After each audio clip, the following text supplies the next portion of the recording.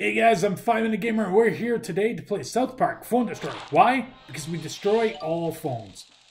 No, totally true. I dropped one in the vat of diesel, I dropped one in the bathtub. My wife drove over one. I'm not really angry about that at all. Not at all. Not one bit. Anyways, I'm going to give you some strategy and some tips on how to play the game. Obviously, you'll formulate your own way to play it. You'll collect cards, you'll do different things, but I can help you out just at the early beginning of the game and really get you moving on so you're not having so many troubles. Especially with some PvP, I have a couple strategies I think you're really going to like. Anyways, one of the tips I want to talk about right away is pairing your people off perfectly. Okay? I like to use Stan and I like to use Cartman as a pairing. Why? Because Stan has this ability to increase your attack. I usually pull them out when there's a lot of people, where I have a lot of people on the street scrolling across killing people. And especially when Cartman's out, because Cartman has that like special ability to go crazy with his gunfire, and he starts shooting willy-nilly and all that stuff. It's a really bad... See? There. It's a really bad, crazy thing to watch, but it's more effective if you use Stan to boost up that attack. And then you can wipe people right off the face of the earth. Okay. Here's another tip for PvP. For PvP, you're going to want to use your tanks. So you have guys that are a little bit bigger and they'll go straight to the host or straight to, say, the end boss. I guess that's a better way to say it. Why did I say host? Doesn't make sense. They'll go straight to the end boss or your opponent, and they'll try to bypass all the other characters and do direct damage to either the boss or the person you're fighting against in PvP. Okay?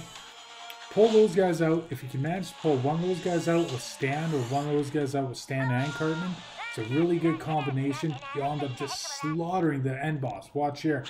I'll kill Astronaut Butters like nothing. Just, I'll cut through him like butter. Ha! See how I did that? Yeah, I tied it in there. I said we're going to cut through Butters like Astronaut Butters like butter. Yeah. I didn't do that on purpose. I actually did that on the spot. But yeah, I totally obliterated him.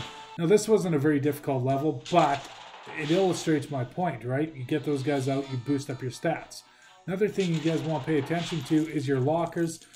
Yes, sometimes it is worth spending the extra money to buy the card that you need. Why? Because the more cards you have, you put it on your guys, the more you can level them up. You need a certain number of each card of each person to start leveling them up, right? You also collect feathers and other stuff that helps with your upgrading and whatever. But the more of one card you have is actually kind of a good thing. On another note, you may not have noticed this, is you can actually build multiple decks. This comes in good later on in the game for strategy because, like most card playing games, you need to have a variety of strategies on how you're going to do things. One of the strategies I like to impose on my opponents, see? I like to impose it, is I like to use little Ike. And what I'll do, because Ike, I'll usually put him out when there's like a bunch of people out, because he dies really fast. But his power-up is his attack keeps on getting stronger and stronger and stronger and stronger. I believe he's an assassin, so he'll like totally assassinate people. And, duh, right? It just makes for a great strategy because he's fast, he's little, he runs in there, he can power himself up, then you throw Stan on top of that with Cartman and the big guy in the funny hat and the sweater vest. That's one of those tanks I was talking about there. It really adds up really well in helping you just obliterate, especially in PvP, obliterate your enemy, because nobody's expecting you to utilize Ike. He's kind of a little dork, right?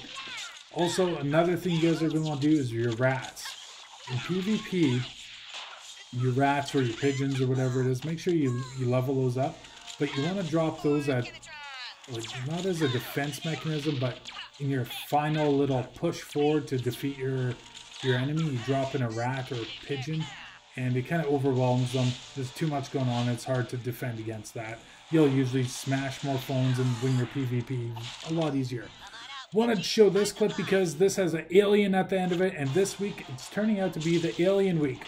On Wednesday we're going to be talking about ancient aliens and some spots that we went to. On Friday, Iconic Core is going to be reviewing some alien movies or something. He's doing horror movies. And he does a bunch of them. It's super cool. So make sure to come back and check that out. We have a bunch of cool stuff going on. And Tech Thursdays, I'm not exactly what's going on there. Maybe he's going to give you tips on how to build your own UFO or something like that. Anyways, please like and subscribe and do all that good stuff. Come back because we're 5 days a week, people. Later. Bye.